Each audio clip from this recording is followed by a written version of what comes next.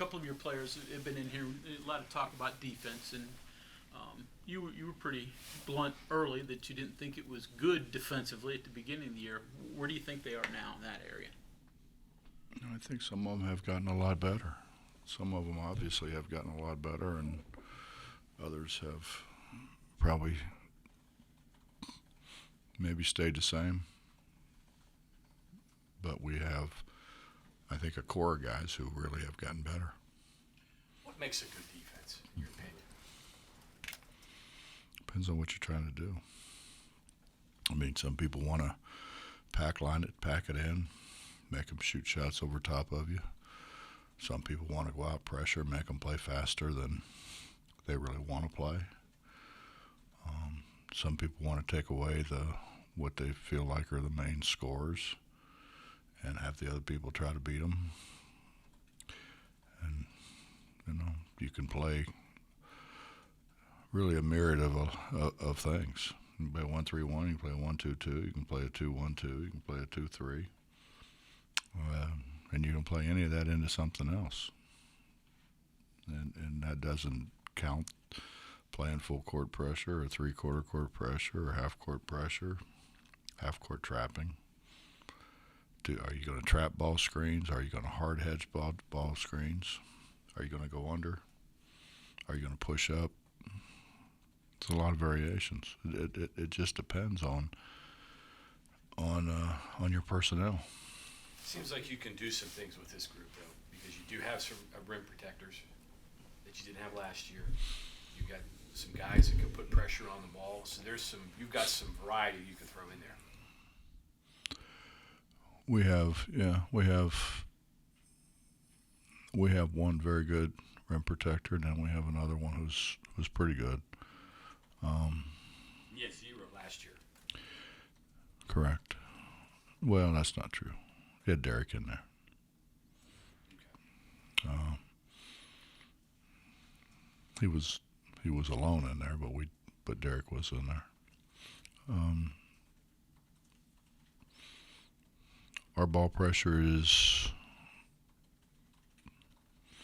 it's not what it once was, obviously. We don't have the size that we had a year ago. So, you take what you have and you try to make the most of it. Keegan was talking about when you first brought him in here that you were kind of showing him films of Javon and saying, hey, this is what you could be, or this is what we kind of need you to be. Was that just something you saw in Kedron, or do you do that with every guard you bring in? No, I don't do it with everyone. Keedy was one of the leading junior college scorers in the country, so we're just trying to make him understand that it's not just all scoring here. I mean, in junior college, his junior college team, every time they scored 100 points, I forget what it was, but they had so many consecutive games of scoring over 100. How most people hang up, when you win something, they hung up a deal was all the way around the gym. How many 100-point games? So I think he needed a dose of maybe knowing that we do try to guard here. You think you can get your guys to embrace this? I mean, you've got a streak going right now of games of holding people under 60. You got to go back to your Final Four team to find a streak like this. And statistically, they've got a shot of being one of your better defenses.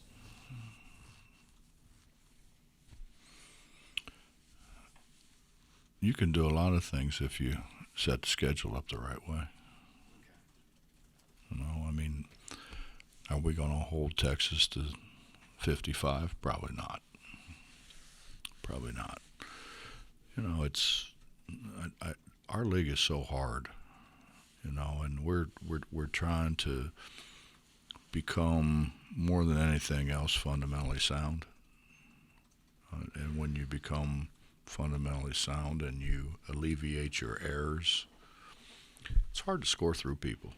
And I've said that 100 times. I mean, it's hard to score through people, but if you're not fundamentally sound and you can't stay between your man and the basket, obviously you're not. They don't have to score through people.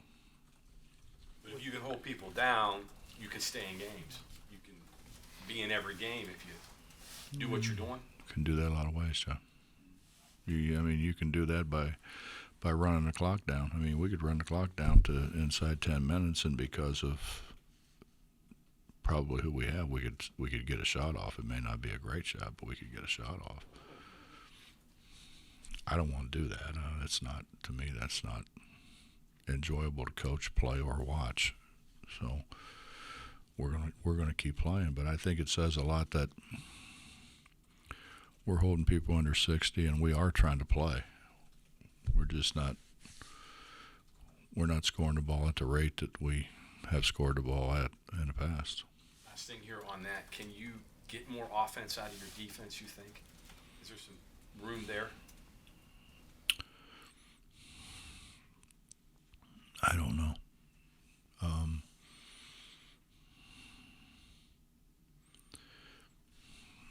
I think if you talk to 99% of coaches, will say you have to get sound from the basket out, and we're still in the process of trying to get sound from the basket out.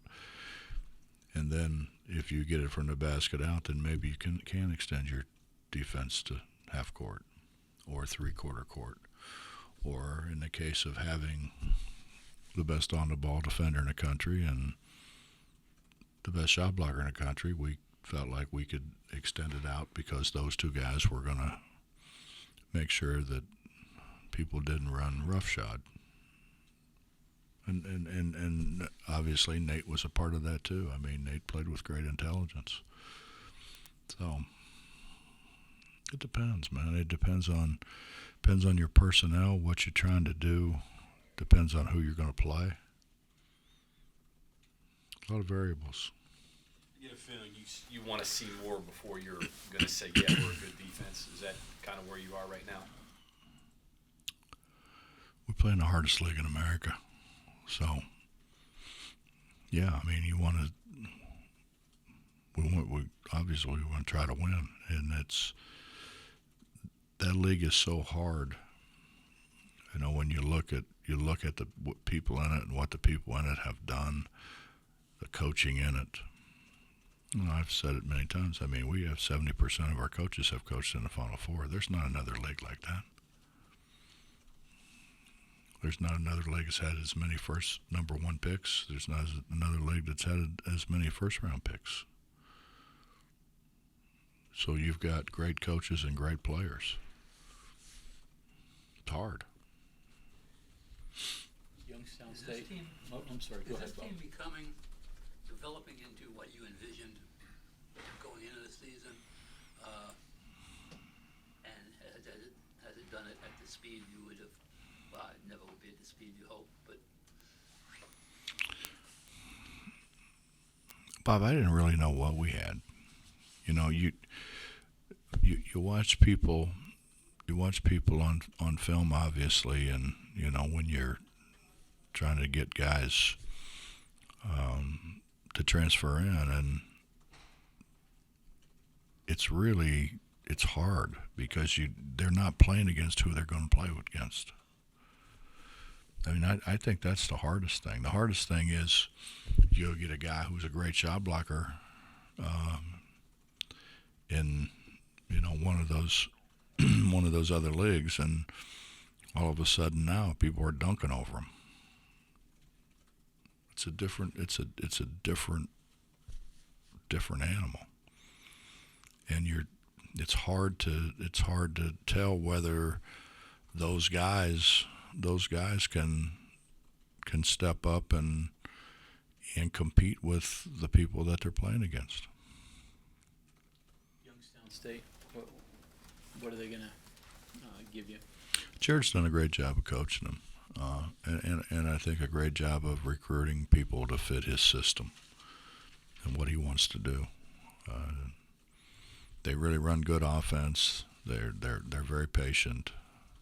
They're very skilled in getting the ball where they need the ball to get to be successful. And in the half court, they're sound defensively. He's done a great job. He's done a great job of coaching. Coach, it looked like Malik kind of really twisted his ankle there in the UAB game. Has he been? He's fine. He's back. Okay. He's fine. Schedule for you guys in terms of you cut them loose after tomorrow night. How long they gone? When do you bring them back? That type of stuff. Well, obviously we'll bring them back after Christmas. We're probably going to bring them back the 26th or 27th. I'm not sure yet. It kind of depends on their travel plans, and we haven't really got into all that stuff yet. We're just trying to win games right now.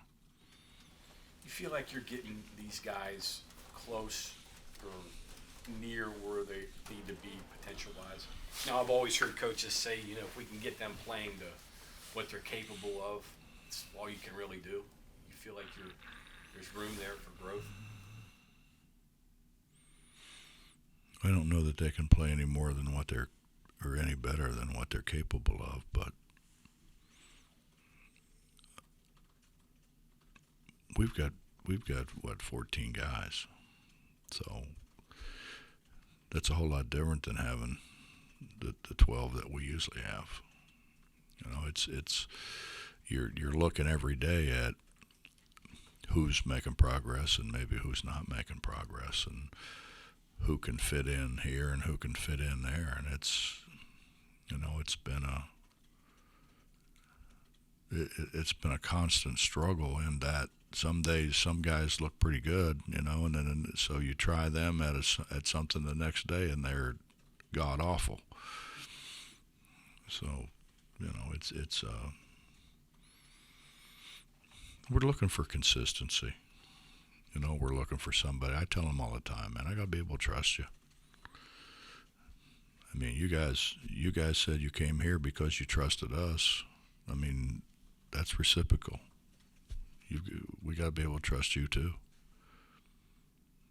little bit along those lines, James Okonkwo, where is he in his development? Do you think that you can get quality minutes out of him once league play starts? I don't know. He's a great kid. He's a extremely intelligent kid. But this is a different animal. This isn't like sitting down and reading a book and taking a test on it. This has so many moving parts. And I mean, he's competitive. He's got strength. He's got bounce. I mean, I think he's going to be a really good player. I can't tell you when that is. I asked JB this, and he had an interesting answer. This team seems to play better with about 8 minutes to go. It's just a better basketball team from that point on to winning time. He said concentration is a big part of it. You seem to shoot free throws a little better, at least you did against UAB at that time. Is that frustrating for you to know that, if they did this in the first half, a lot of those guys would be sitting on the bench watching their buddies play, and you'd have a big lead? I don't know about a big lead, but maybe a lead.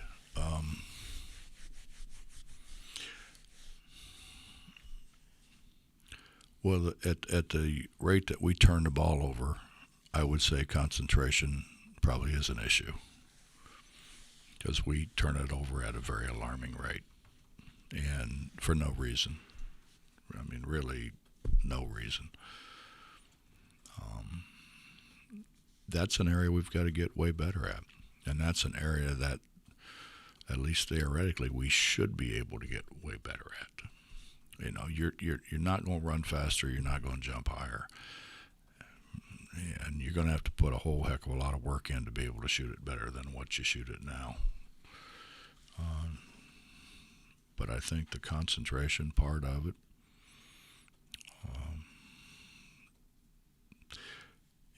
John, we do things every day and I don't want this to be taken the wrong way, but we do things every day, which is simple, fundamental things to start practice. We pass the ball every day because we struggle to pass the ball. We block out at the beginning of practice every single day, and we still don't block out. You know, it's I said this many times, it's a game of neuromuscular integration, and when you've trained your muscles to do just the opposite of what you're supposed to do, it's hard to get it flipped.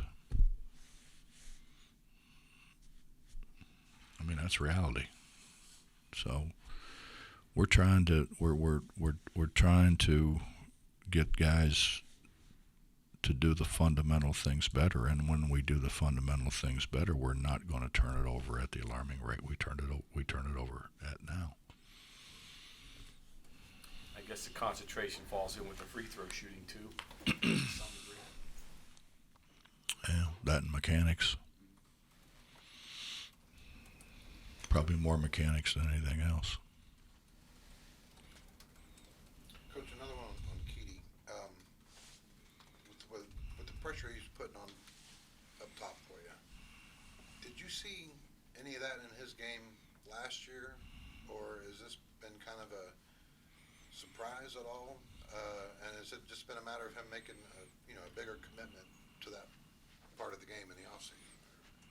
No, it's not been a surprise at all. I mean, he did it in junior college.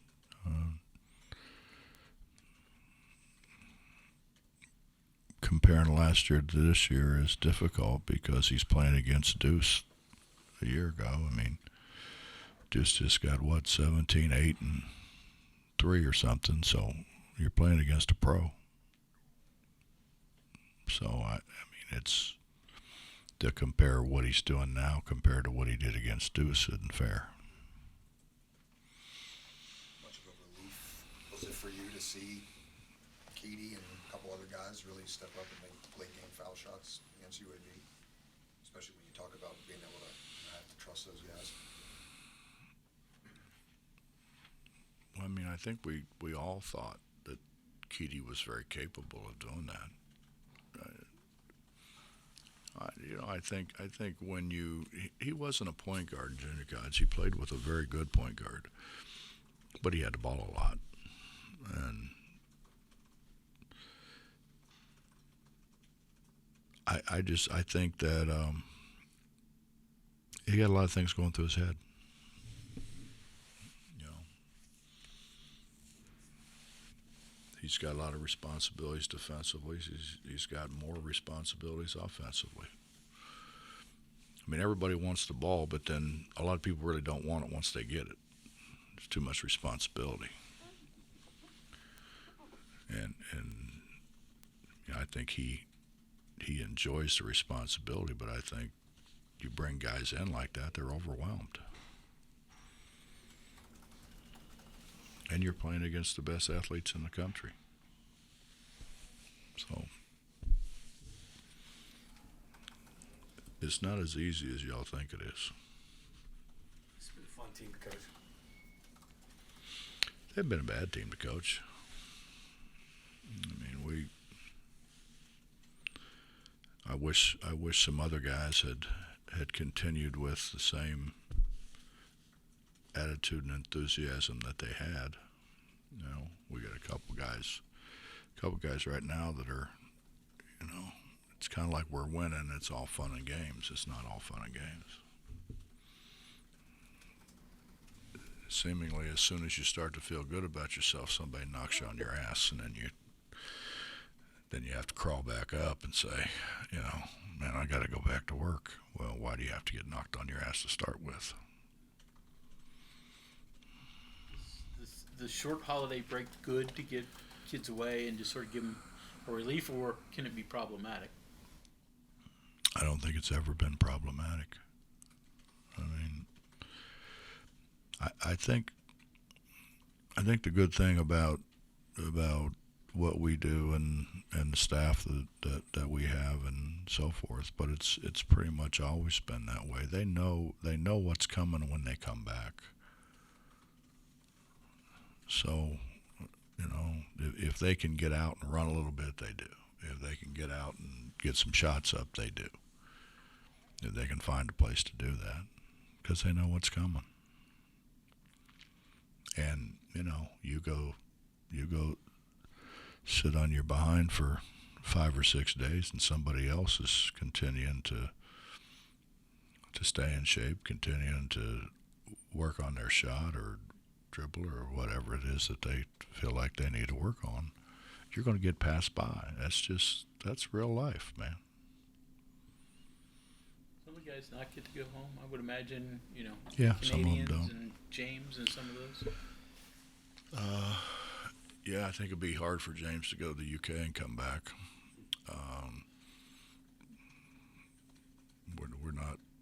We're not open. The borders aren't open to Canada really, so Gabe can't go home. But they go home with other people. The reality is, unless it's a girlfriend, they spend time with each other anyways. So it's not as big a deal as what you would think it was if you didn't have the kind of camaraderie and friends that those guys have. Wondered. Have you seen Jalen's commercial yet? I don't watch. I try not to watch it, Bob. I'm trying to. I mean, he's kind of seems to be a little torn between acting and basketball. You know how dangerous it is to close your eyes coming down the hill from the mile ground. And I glanced up there and I saw Sean up there on the billboard. I about wrecked. So I try not to look at that stuff. Curious. Look at your stats, and they're not really impressive. Your shooting, your three-point shooting, rebound efficiencies. Yet you've got 10 wins. Why? Turnovers is another area. Well, I think the one thing I hope that everybody learns here is to compete. And so we compete. There were a whole lot of people when we were down 8 in Birmingham thought it was over. But we competed. We haven't been as talented as the upper echelon of our league since I got here. We weren't overly talented in the Big East. We haven't been overly talented in the Big 12. But we've played with a lot of heart. And we've had good players, don't get me wrong. We've had good players. We haven't had the first pick in a draft like other people have. We haven't had 2 or 3 pros on the same team. I think once or twice maybe we had 2 pros. But the year that we had 2 pros, we went to the Final Four. So we're just we're gonna compete. We're gonna line up and compete, and we're gonna, but it's not the size of the fight and the dog, but not the size of the dog in the fight, but rather the size of the fight and the dog. I did get it right second time, Bob. You got to give me second time. Second time was it. Do you think that's underappreciated today? Who? Well, fans, people that vote in the top 25. I would say fans. this: people who know college basketball appreciate it. The people we play against certainly admire and appreciate it, without a question.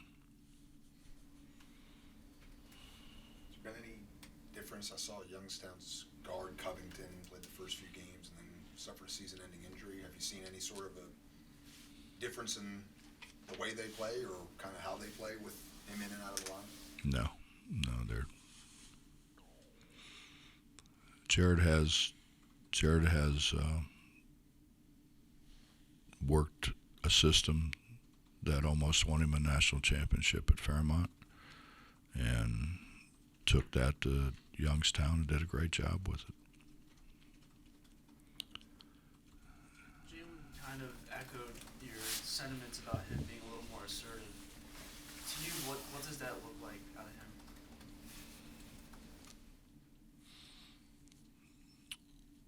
What, that he echoed those sentiments? No, like, what does Jalen playing more assertive on the offensive end look like to you? Well, I've said this multiple times. I thought running a 3-stack at the top of the key would be great for us because we could break people out of there, and Sean, Taz, and JB that could make shots. And then you have a guy with the ball and a ball screener, and there's your 5 guys, and that enables that guy to play downhill. And if he's playing downhill, somebody's got to help. So one of those 3 guys, their man has to help, or he's going to go shoot a layup. So now if you have 3 guys capable of making shots on a very consistent basis, that's pretty good offense. We've had 2.5. We need 3. From last year, which has made the most difference in your defense? The rim protector or the pressure on the ball? Guard that can handle that? Or are they equal?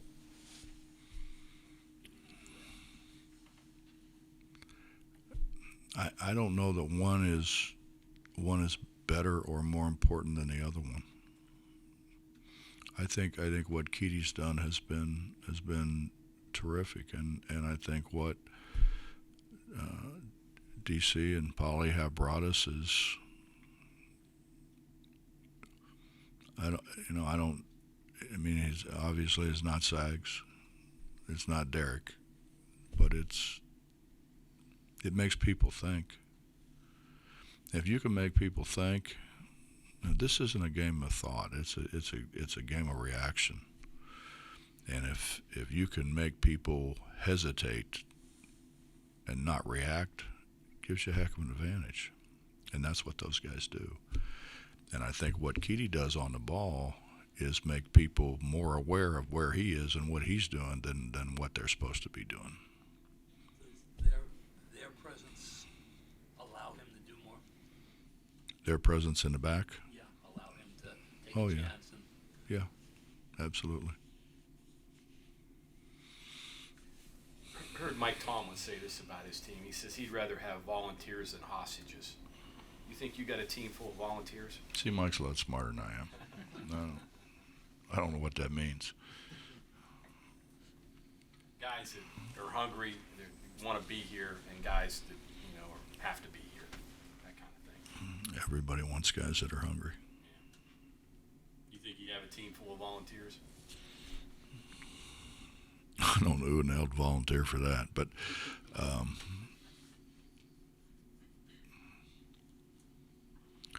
I think we have guys that are clamoring for a chance. I think more than a volunteer. I think they're clamoring for an opportunity. I think when you play at, name a school out there that's a lower level Division I school, and you go home, nobody's excited about it. I think we have guys who want to prove that they could play at the highest level of college basketball, which is what we do. And I think that's a great challenge for them, and they're excited about it.